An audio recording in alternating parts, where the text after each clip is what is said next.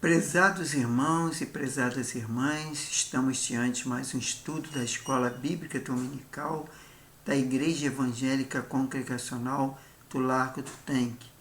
E hoje nós vamos dar continuidade ao nosso estudo da Escola Bíblica Online, falando sobre a lição 16 da nossa revista, que tem como título O Poder Moral da Encarnação. Então, nós vamos orar a Deus, pedindo a sua bênção, antes de darmos início ao nosso estudo. Senhor Deus e Pai, louvado seja o teu santo e poderoso nome. Senhor, obrigado por mais esse dia, obrigado pela tua graça, tua misericórdia, teu amor, teu perdão. Obrigado porque o Senhor tem cuidado de nós, tem nos abençoado, nos guardado e livrado de todo o mal. Abençoe cada vida que vai assistir através das redes sociais, essa escola bíblica dominical online, que o Senhor possa estar abençoando o lar dessa pessoa, abençoando a família, Senhor. Se porventura tiver alguma enfermidade, curando, libertando, sarando, Pai. Ó Deus, tenha misericórdia de cada um de nós, nos abençoa e faça-nos compreender a Tua palavra através do Seu Santo Espírito, Pai. Nos ajude, Senhor, para sermos edificados pela Tua palavra. Isso é que nós te pedimos, já te agradecemos, em nome do Senhor Jesus. Amém. Então vamos dar início à nossa revista, e nós temos nessa lição o texto básico, que é Tito, a carta de Paulo ao Tito 2, capítulo 2, versículo 11 ao 15. Então vamos ler. Versículo 11 ao 15. Aí diz assim: a graça da salvação. Pois a graça de Deus se manifestou trazendo salvação a todos os homens. Ela nos ensina a abandonar a impiedade, as paixões mundanas, para que vivamos nesse presente século sóbria, justa e piedosamente, aguardando bem-aventurada esperança e o aparecimento da glória do nosso grande Deus, o Salvador Cristo Jesus, o qual assim mesmo se deu por nós, a fim de remir-nos de toda iniquidade e purificar para si um povo todo seu, zeloso de boas obras. Fala estas coisas, exorta e repreende com toda a autoridade, e ninguém te despreze. Bom, isso foi o apóstolo Paulo ao missionário, vamos dizer assim, pastor Tito. Então agora nós lemos o texto básico, nós vamos ler o versículo-chave, que está lá em Tito 2, versículo 11. Porque a graça de Deus se manifestou, trazendo salvação a todos. Qual é o alvo da lição? O alvo da lição, que é o aluno ao estudar esta lição, você compreender que quão importante é para o crente saber o significado e as aplicações da graça de Deus na sua vida. Bom, então o aluno será capaz de ponderar, através da leitura dessa lição, ponderar sobre os significados e aplicações da graça de Deus na vida do cristão. Sentir a graça de Deus agindo em sua vida. Identificar que áreas da vida ainda precisam ser trabalhadas pela graça de Deus, escolher que atitude tomar para amadurecer na graça. Bom, então, entrando no texto, na introdução, nós temos nesse texto, Paulo condena o projeto da salvação pela manifestação da graça em três realidades. A primeira, salvação da penalidade do pecado, está lá no versículo 11. Segundo, salvação do poder do pecado, no versículo 12. E terceiro, salvação da presença do pecado, versículo 13.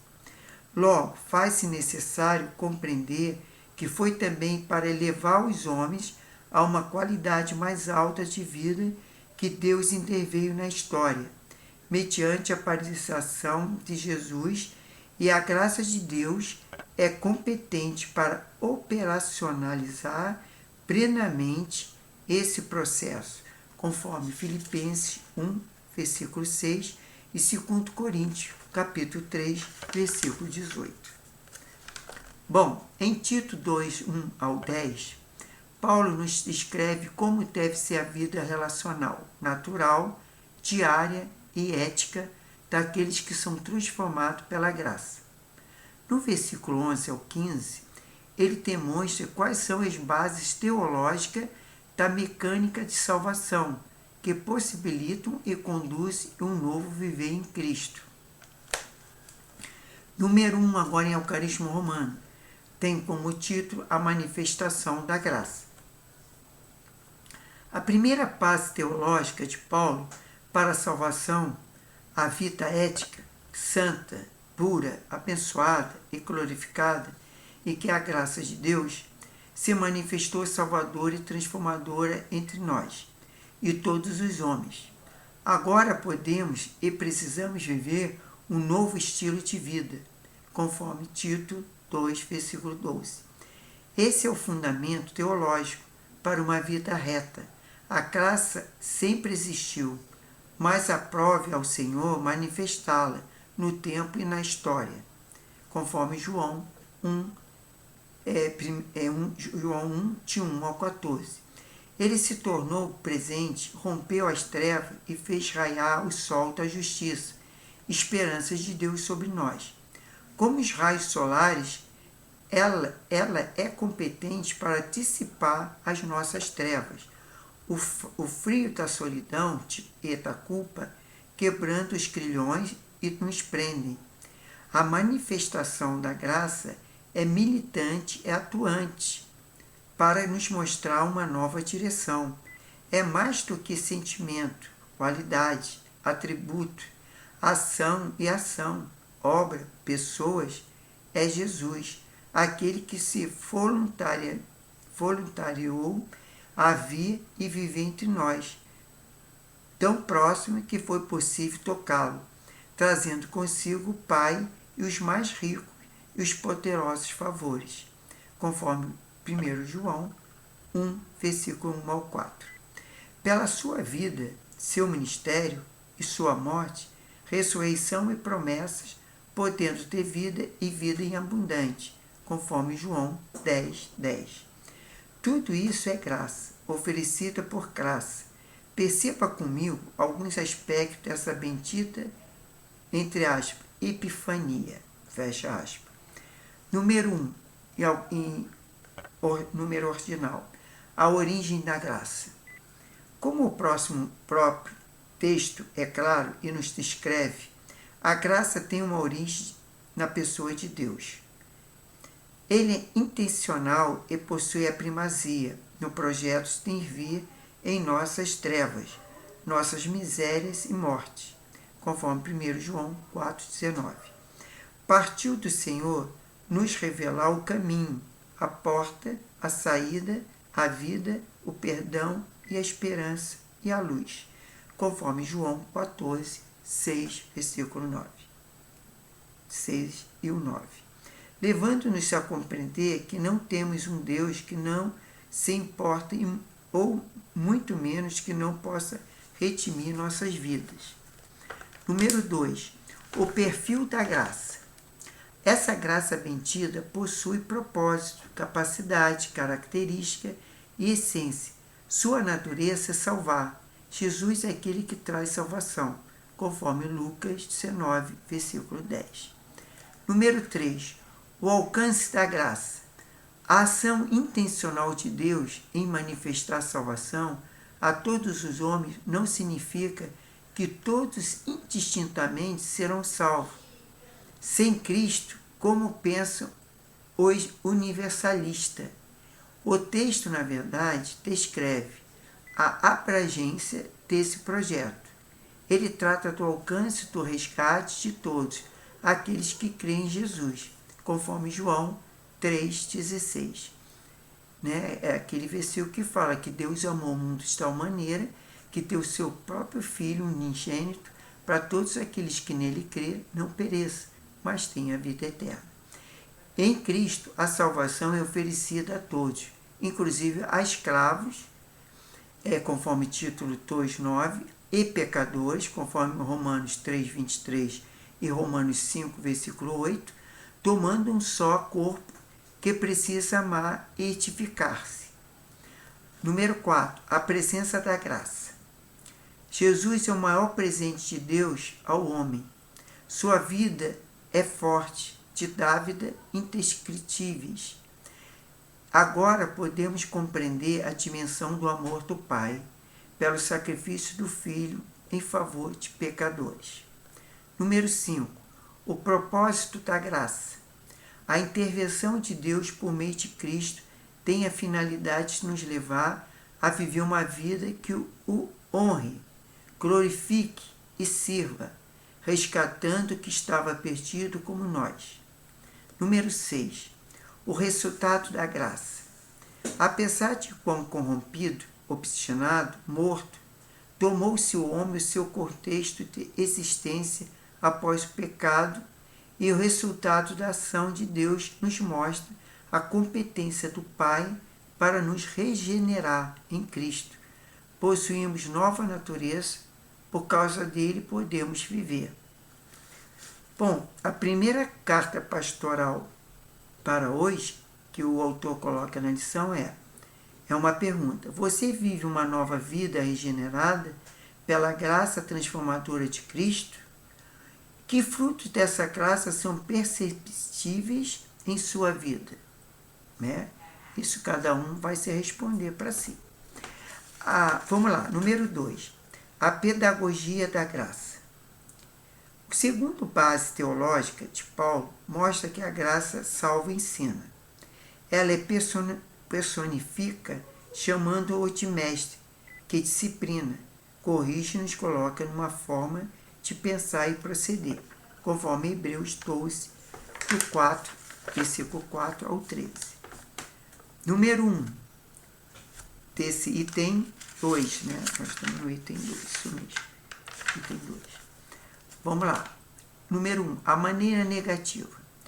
Não que ele nos influencie negativamente, pelo contrário. Ele nos mostra que Cristo morreu por todos nós como estávamos, para não mais vivermos como éramos. Ele nos mostra que aqueles que estão em Cristo precisam ter coragem e postura de renegar tudo aquilo que contradiz o mandamento de Deus. Número 2. A maneira positiva. A graça nos ensina que precisa ser buscado nesse exato momento da nossa vida, conforme Colossenses 3, versículo 10 ao 17, que diz, entre aspas, ela nos educa para que vivamos neste mundo de forma sensata, justa e piedosa, conforme Tito 2, versículo 12b, que observamos outros aspectos dessa pedagogia graciosa. Quer dizer, a graça, ela que ensina, e ela educa. Bom, letra A maneira positiva. Aliás, vamos lá, número 2, a maneira positiva. Graça nos ensina que precisamos ser buscados nesse exato momento da nossa vida. Isso eu já li, tá? Então é letra A mesmo. A graça nos educa para renegarmos o mal, a falsa teologia e a falsa ética. Letra B. A graça nos educa para praticarmos o bem. É o correto relacionamento conosco, com o próximo e com Deus.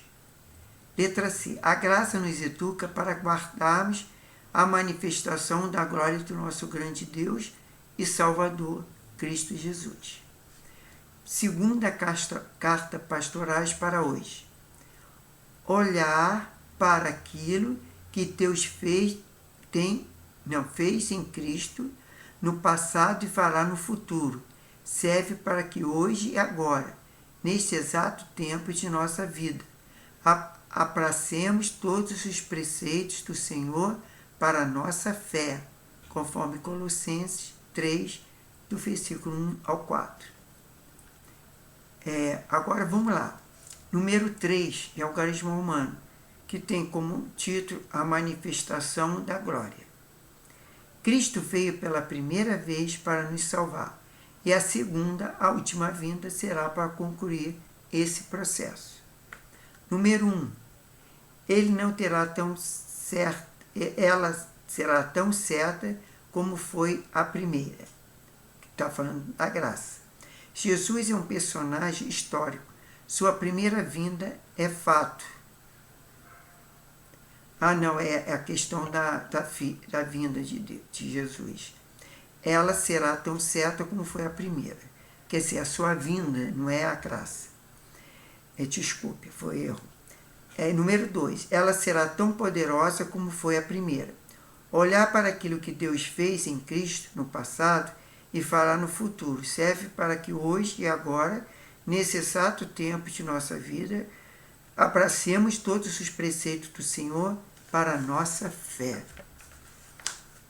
E por intermédio da pessoa de Cristo, a toda a extensão do seu ministério que Deus opera o milagre da redenção humana, conforme 2 Timóteo 1, de 8 a 10 e Filipenses 2, do 5 a 11.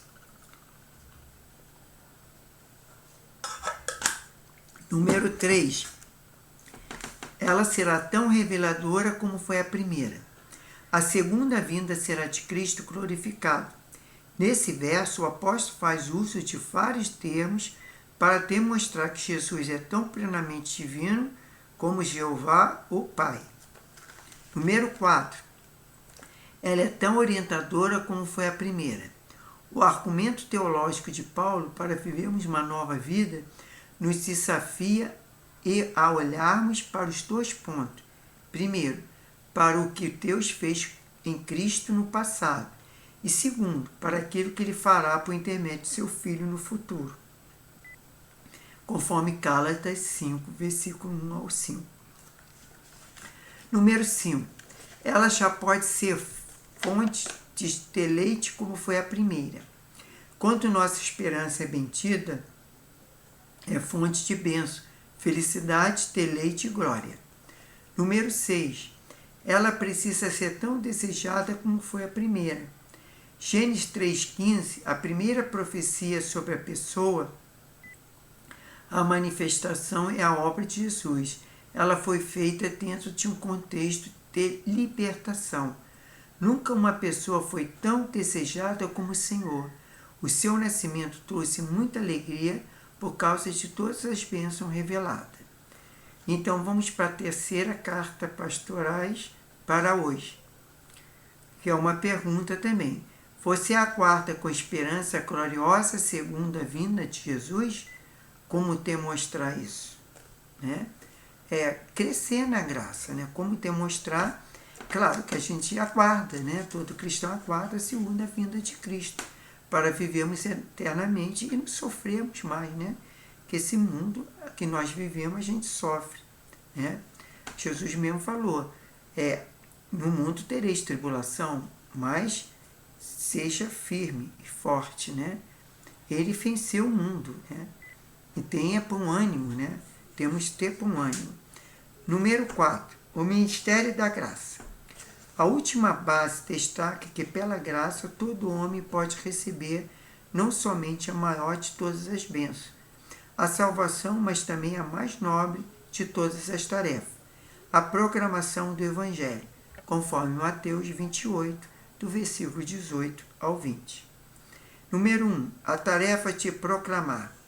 Paulo instiga a Tito para que transmita particularmente e publicamente toda essa poderosa mensagem que sintetiza o Evangelho, como também define que o nosso ministério, conforme 2 Timóteo 2,2.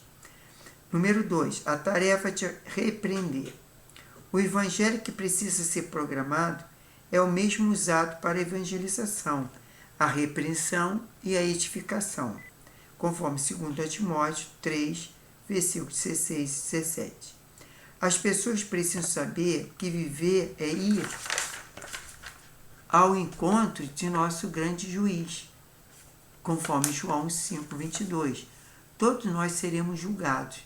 Aqueles que foram fiéis a Cristo não correm o risco de perder a salvação, conforme Romanos 8, versículo 1 ao 4. Serão galardoadores pela sua boa obra, e aquele, porém, que não se renderem a Jesus serão condenados, conforme Apocalipse 20, versículo 11 ao 15. A tarefa é te convencer. Não há como negar que o nosso ministério é de consolação, salvação, persuasão e confrontação, o que gera forte oposição, né? Ela precisa ser exercido com toda a autoridade, né? Que o nosso ministério, né, tem que ser exercido com toda a autoridade. Vamos para a carta pastoral para hoje, que é uma pergunta também. Você tem programado a graça de Cristo com a coragem de convicção, de ousadia? Tá? Quais foram as últimas pessoas em que você pregou o Evangelho e quanto foi? Né? Então, isso fica para cada um a critério. Né? E aí vamos à conclusão. A conclusão fala que realmente é maravilhoso estudarmos com um pouco mais de atenção o que magnífico amor de Deus na prática que nos alcança no lamaçal do pecado, nos perdoa, nos santifica e nos comissiona. Louvado seja Deus que nos concedeu a sua graça salvadora e transformadora, que diariamente ela opera profundas e sólidas mudanças em nossas vidas. É verdade. O que seria de nós se não fosse a graça de Deus? Se não fosse a bênção de Deus, né? Porque a graça de Deus é uma bênção para as nossas vidas. Bom, nós chegamos à penúltima lição da Escola Bíblica Dominical Online. E nós temos a próxima lição, que é a lição 17, que vai ser a última lição da revista. E essa última lição da revista, ela fala o título como A Conduta Cristã. Também é baseado na carta de Paulo a Tito. Né? Então, nós fomos na próxima semana, no próximo domingo, vamos estudar essa última lição, que é a conduta cristã. Muito rica essas lições dessa revista, muita bênção. Espero que todos aqueles que estão assistindo venham acompanhando, assistindo todas as aulas, mas se perdeu alguma aula, no próprio YouTube você pode rever, até mesmo para aqueles que, mesmo que estudaram e acompanharam a escola bíblica, ele quiser voltar a alguma dúvida, e pegar só ir lá no YouTube, colocar a Escola Bíblica Dominical da Igreja Evangélica Congregacional Lago do Tanque, e aí vai ter vários vídeos gravados com a aula da Escola Bíblica Dominical. Vamos agradecer a Deus por mais essa aula, pedindo a sua bênção para nossas vidas. Senhor Deus e Pai, muito obrigado por mais esse dia. Obrigado pela tua graça, tua misericórdia, teu amor e teu perdão. Obrigado que o Senhor tem cuidado de nós, tem nos abençoado. Agora continue nos abençoando, Pai. É que eu te peço. Abençoe nossas vidas, ilumina nossa mente, que possamos ter uma semana abençoada, um domingo abençoado, que o Senhor possa estar curando, libertando, salvando, mediante a tua graça, que tanto nós estudamos, Senhor, nessa lição, que essa graça salvadora, essa graça que o Senhor nos concede, Pai, através do teu Filho, que pelo sacrifício dele na cruz, que morreu e ressuscitou no terceiro dia e vive pelos séculos dos séculos, por toda a eternidade. Muito obrigado, Senhor, pela tua graça, Pai, porque graça é favor imerecido. Nós não merecemos nada, Pai, mas, Senhor, pela tua graça, nós somos salvos, somos libertos, somos abençoados, somos mais bênçãos, Senhor. Muito obrigado, Senhor, e louvado seja o teu nome. E continue nos abençoando, é que eu te peço, já te agradeço, Pai. Em nome do Senhor Jesus. Amém. Então, irmãos, que a graça, a comunhão e a bênção de Deus fiquem com todos nós e até nós estarmos na próxima lição, que vai ser a última lição. Tá bom? Fiquem com Deus e que Deus abençoe.